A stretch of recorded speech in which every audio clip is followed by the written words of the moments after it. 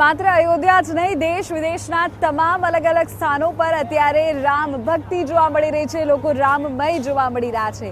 રામ મંદિરના પ્રાણ પ્રતિષ્ઠા મહોત્સવની રામ માત્ર અવધ જ નહીં, ગુજરાત પણ જોઈ રહ્યું છે. વિદેશમાં પણ રામ ભક્તો દ્વારા વિશેષ આયોજનો કરવામાં આવી રહ્યા છે. ક્યાંક આખી રામનગરીનું નિર્માણ થયું છે, તો ક્યાંક પ્રાણ પ્રતિષ્ઠા મહોત્સવને નિહાળી શકાય તે માટેની વિશેષ વ્યવસ્થાઓ થઈ છે. જોઈ લો અહેવાલ.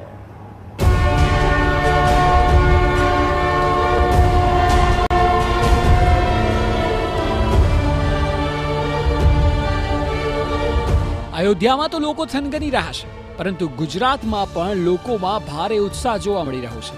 અહીં પણ ઠેર ઠેર કાર્યક્રમ થઈ રહ્યા છે, કાં તો આગામી દિવસોમાં થવાના છે.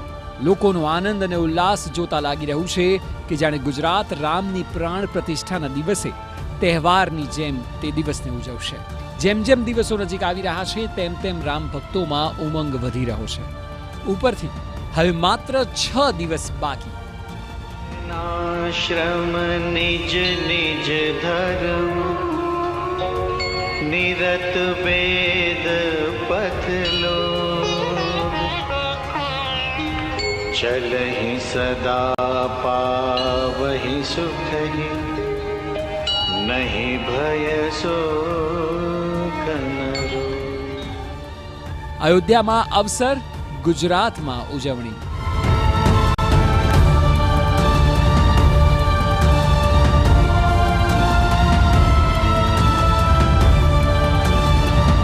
રામના નામમાં લીન શ્રદ્ધાળુઓ.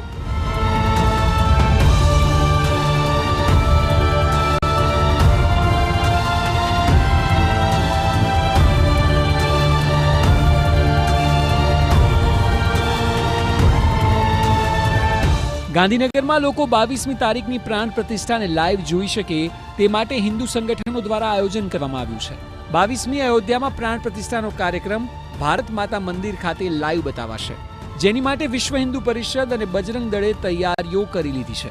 હિન્દુ સંગઠનોએ ભારત માતા મંદિરમાં વિશાળ LED પણ ગોઠવી દીધી છે, જેમાં લોકો સંપૂર્ણ કાર્યક્રમ લાઈવ જોઈ શકશે. આટલું જ નહીં, ભગવાન રામનું 30 ફૂટ લંબાઈવાળું કટઆઉટ પણ તૈયાર કરવામાં આવ્યું છે. આ ઉપરાંત ભારત માતા મંદિરમાં 2100 જેટલા દીવડા પણ પ્રગટાવવામાં આવશે. હમણાંથી જ વિશાળ રંગોળી પણ તૈયાર કરવામાં આવી રહી છે. ભગવાન શ્રી રામના ભક્તોમાં ભારે ઉત્સાહ જોવા મળી રહ્યો છે. રામ મંદિરની સ્થાપનાનો પર્વ તો અયોધ્યાથી લઈને ઓસ્ટ્રેલિયા સુધી જોવા મળી રહ્યો છે. ઓસ્ટ્રેલિયામાં વસતા ભારતીયો દ્વારા ખાસ રામ ફાઉન્ડેશનની રચના કરવામાં આવી છે. આ સંગઠનના બેનર હેઠળ બધા જ સ્વયંસેવકો અને ધાર્મિક સંસ્થાઓ એકઠા થઈને રામ જન્મભૂમિ પ્રાણ પ્રતિષ્ઠાની ઉજવણી કરી રહ્યા છે. આ ઉજવણી માટે પ્રી ઇવેન્ટ અને મુખ્ય ઇવેન્ટનું આયોજન પણ કરવામાં આવ્યું છે. પ્રી ઇવેન્ટ અંતર્ગત રામા ફાઉન્ડેશન દ્વારા ભગવાન શ્રી રામની મૂર્તિને લઈને ઓસ્ટ્રેલિયાના આઇકોનિક પ્લેસ ગણાતા હાર્બર બ્રિજ અને ઓપેરા હાઉસ ખાતે ભજન કીર્તન કરવામાં આવ્યા અને ભગવાન શ્રી રામની શોભાયાત્રા યોજવામાં આવી હતી.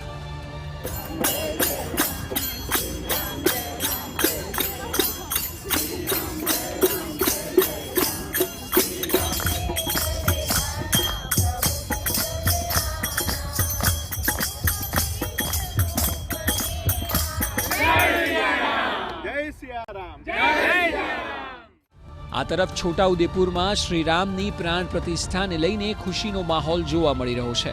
અહીં ભોલે રામ મંદિરની બહાર શ્રીરામની પ્રતિમા મૂકવામાં આવી છે અને જ્યાં સુધી અયોધ્યામાં પ્રાણ પ્રતિષ્ઠા નહીં થાય ત્યાં સુધી શ્રીરામની પ્રતિમા છોટાઉદેપુર ચોકમાં રહેશે. એની સાથે જ રામની મૂર્તિની રંગોળી પણ દોરવામાં આવી છે. અહીં આવતીકાલે શોભાયાત્રા પણ નીકળવાની છે અને આ શોભાયાત્રામાં લગભગ 100 થી લઈને 150 સુધી સંતો જોડાશે. બચ્ચે ચોકમાં ભગવાન રામને પ્રતિમા રાખવામાં આવ્યો છે, જે કે આજે ભગવાન રામને અયોધ્યામાં જ્યાર સુધી પ્રતિષ્ઠા ન થાય ત્યાર સુધી આપણા ચોકમાં બિરાજમાન રહેશે. અને કાલે આપણા છોટાઉદેપુર નગરમાં સંતોની સમાગમ જે કે મહંતાઈ વિધિ નિમિત્તે થઈ રહ્યા છે, જે આજે આપણે છોટાઉદેપુરમાં ઘણા વર્ષો પછી એટલા બધા સંતો, કરીબ 100-150 સંતો આપણા છોટાઉદેપુર નગરમાં શોભાયાત્રા નીકળશે. આ તરફ લોકોના ઉત્સાહને તો જુઓ. સુરતથી અયોધ્યા જવા માટે વેપારીએ કારને અનોખી રીતે શણગારી છે. લક્ઝરી કાર પર અયોધ્યા અને ભગવાન શ્રીરામનું ચિત્રણ પણ કરાવ્યું છે. વેપારીનું નામ સિદ્ધાર્થ દોશી છે. તેઓ 1400 કિલોમીટરની અયોધ્યા યાત્રા કરવાના છે. આ કારને મહાનગરપાલિકાના મેયર દક્ષેશ મેવાણીએ પ્રસ્થાન કરાવી હતી. આ કાર સાથે વેપારી 22મી જાન્યુઆરીએ શ્રીરામની પ્રાણ પ્રતિષ્ઠામાં હાજરી આપવાના છે. આ તરફ 22મી જાન્યુઆરીના રોજ રાજકોટ પણ રામમય બનવાનું છે. અહીં સનાતન ધર્મ રક્ષક સમિતિ દ્વારા મિની અયોધ્યા બનાવવામાં આવી છે. શહેરની વિરાણી હાઈસ્કૂલ ગ્રાઉન્ડમાં મિની અયોધ્યા તૈયાર કરવામાં આવી છે. અહીં આવતીકાલથી લઈને 22મી જાન્યુઆરી સુધી વિવિધ કાર્યક્રમોનું આયોજન પણ કરવામાં આવ્યું છે. 28 ફૂટની ભગવાન રામ અને હનુમાનજીના કટઆઉટ પણ તૈયાર કરવામાં આવ્યા છે. આ જ જગ્યા પર 150 ફૂટના સ્ટેજ પર રામ મંદિરની પ્રતિકૃતિ આકર્ષણ જમાવશે. સાથે જ 22 જાન્યુઆરીના અયોધ્યામાં થતા પ્રાણ પ્રતિષ્ઠા મહોત્સવને LED સ્ક્રીનમાં લાઈવ બતાવવામાં આવશે, જેને જોવા માટે હજારોની સંખ્યામાં લોકોનો જમાવડો થશે તેવું પણ આયોજકોનું માનવું છે. રાજકોટના વિરાણી હાઈસ્કૂલના ગ્રાઉન્ડમાં પણ ભવ્ય રામ મંદિર છે તેની પ્રતિકૃતિ છે તે મૂકવામાં આવી છે. આપ દ્રશ્યો જોઈ રહ્યા છો કે રામ મંદિરની આબેહૂબ પ્રતિકૃતિ છે તે અહીં મૂકવામાં આવી છે અને 17 તારીખથી 22 તારીખ સુધી અહીં વિરાણી હાઈસ્કૂલના ગ્રાઉન્ડમાં પણ ભવ્ય રામ મહોત્સવ છે તેનું આયોજન કરવામાં આવ્યું છે. દ્રશ્યો જોઈ રહ્યા છો કે તેમાં રામલલ્લા છે તે બાળ સ્વરૂપે બિરાજમાન હોય તે પ્રકારની જે દ્રશ્યો છે અને એક આખી અયોધ્યા નગરી ઊભી કરવાનો એક પ્રયાસ છે તે કરવામાં આવ્યો છે ને એક પ્રકારે રામ મંદિર છે, રામમય છે, તે આખું ભારત છે તે બન્યું છે અને રાજકોટમાં પણ તે સ્પષ્ટપણે જોઈ શકાય છે. સનાતન ધર્મ રક્ષક સમિતિ છે તેમના દ્વારા આ આયોજન છે તે કરવામાં આવ્યું છે. આખો દેશ જ્યારે રામમય બન્યો છે ત્યારે રાજકોટ વાસીઓ દ્વારા એક અલગ જે અનોખું આયોજન છે તે કરવામાં આવ્યું છે ને એક પ્રકારે અહીં જે અયોધ્યા નગરી છે તે ઊભી કરવાનો એક પ્રયાસ છે તે કરવામાં આવ્યો છે અને 17 તારીખથી આ મહોત્સવ છે તેનો પ્રારંભ થશે અને 22 તારીખે પ્રાણ પ્રતિષ્ઠા મહોત્સવ સાથે ધર્મમય વાતાવરણમાં, ધાર્મિક વાતાવરણમાં આ મહોત્સવ છે તેનું જે આયોજન છે તે કરવામાં આવ્યું છે. ખાસ વાત એ છે કે વડોદરામાં તૈયાર થયેલી 108 ફૂટ લાંબી વિશ્વની સૌથી લાંબી અગરબત્તી અયોધ્યા પહોંચ્યા બાદ રામ જન્મભૂમિ તીર્થ ક્ષેત્રના કમલ નયનદાસ મહારાજના હસ્તે પ્રજ્વલિત કરવામાં આવી હતી. વડોદરાની આ મહાઅગરબત્તી આગામી 21 દિવસ સુધી અયોધ્યાને મહેકાવવાની છે, જેની સુવાસ આસપાસના 5 કિલોમીટર સુધી ફેલાશે. અગરબત્તી પ્રભુ રામના ચરણોમાં પ્રજ્વલિત કર્યા બાદ તેને તૈયાર કરનાર વિહા ભરવાડે પણ ખુશી વ્યક્ત કરી હતી. આ 21 દિવસ સુધી આવી અખંડ પ્રજ્વલિત રહેશે જ્યોતિ તરીકે અને આપ જોઈ શકો છો અત્યાર સુધી અગરબત્તી પેકિંગમાંથી ખુલી ગઈ છે. એને કેટલી હવન સામગ્રી લગાડવામાં આવી છે અને બહુ પવિત્રતા તરીકે એને રાખી. તમે જેનાથી જે મશાલથી પ્રગટાવી છે એ પણ સુખડનું લાગુ છે. એ સુખડ છે અને એની ઉપર જે ગાયનો લેપ છાણનો મારેલો છે એટલે પવિત્ર છે. આ તરફ બનાસકાંઠાની જો વાત કરીએ તો અહીં દાંતા તાલુકાના સનાલી ગામે એક અનોખી જ ચીજ જોવા મળી રહી છે. અહીં આવેલ રાજમણી વિદ્યાલયના ભગવાન રામને યાદ કરીને જ વિદ્યાર્થીઓ શરૂઆત કરે છે.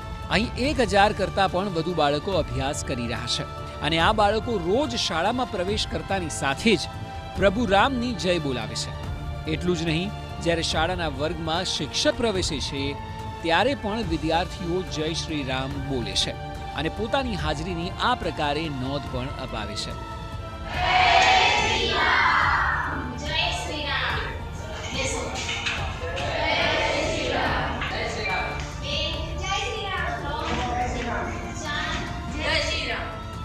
આ તરફ સૌથી સારી બાબત એ છે કે ઉત્સવને લીધે કુંભાર પરિવારોના વેપારમાં પણ મોટો વધારો થયો છે, કારણ કે રાજ્યના હજારો કુંભાર પરિવારોને દીવા બનાવવાના મોટા ઓર્ડર મળી ચૂક્યા છે. અલગ અલગ મંદિરો અને વેપારીઓએ લાખોના ઓર્ડર આપી દીધા છે. મહત્વનું છે કે વડાપ્રધાન નરેન્દ્ર મોદીએ પણ દેશવાસીઓને 22 જાન્યુઆરીએ રામ જ્યોત પ્રજ્વલિત કરવા માટે અપીલ પણ કરી છે અને એટલે અલગ અલગ મંદિર હોય કે પછી ધાર્મિક સંસ્થાઓ તમામમાં 22 જાન્યુઆરી દીપ પ્રજ્વલિત કરી દિવાળી ઉજવવાના અલગ અલગ પ્રકારના આયોજન પણ કરવામાં આવ્યા છે. ગુજરાત અને સમગ્ર અમદાવાદમાં જોઈ શકાય છે કે કોળિયા જે છે કે જેમાં દીવો અથવા તો જ્યોત પ્રગટાવવામાં આવતી હોય છે એની ડિમાન્ડ વધી ગયેલી જોવા મળી રહી છે. અત્યારે હાલ આપ જે દ્રશ્યો જોઈ રહ્યા છો એ અમદાવાદ પાસે આવેલ એક પ્રજાપતિ કુટુંબ છે કે જેમના દ્વારા આ કોળિયાઓ બનાવવામાં આવી રહ્યા છે. ના માત્ર આ એક પરિવાર પરંતુ સમગ્ર રાજ્યમાં જેટલા પણ કુંભાર પરિવારો આવ્યા છે એ તમામ પરિવારોને ખૂબ મોટા પ્રમાણમાં કોળિયા બનાવવાના ઓર્ડર પ્રાપ્ત થયા છે અને એના જ કારણે તમામ લોકો અત્યારે હાલ આપ જોઈ રહ્યા છો કે કેવી રીતના કોળિયા બનાવવામાં આવી રહ્યા છે. મહત્વનું છે કે વડાપ્રધાન નરેન્દ્ર મોદીએ પણ આ એક અપીલ કરી હતી કે જે લોકો અયોધ્યા આવવા માંગે છે એ તુરંત અયોધ્યા મંદિર બનેલું અને પ્રાણ પ્રતિષ્ઠા એ મહોત્સવ પ્રમાણે દિવાળી જેવો માહોલ જ લાગે છે. એટલે હવે આ ઉત્સવ ખાલી અયોધ્યા પૂરતો નથી રહ્યો. આખા દેશ અને વિશ્વમાં રહેતા લાખો કરોડો રામ ભક્તો માટે મોટો દિવસ છે.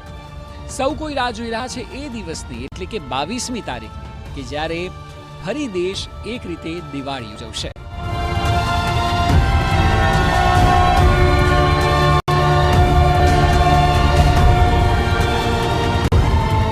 Bureau report TV9.